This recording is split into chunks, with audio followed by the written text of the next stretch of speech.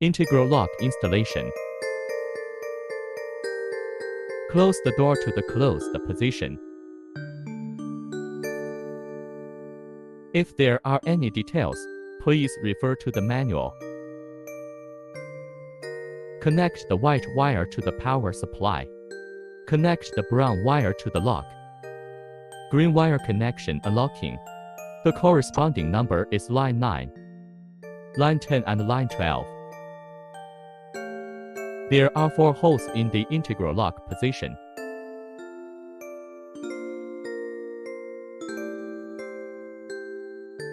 There is a left and right plug here.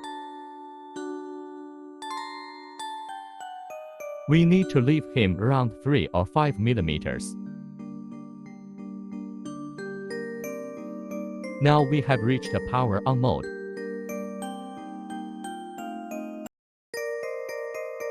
Press the menu button to enter the menu selection screen and display L. Press the settings button to display 0 on the screen and select to adjust the value to 1. This completes the setup.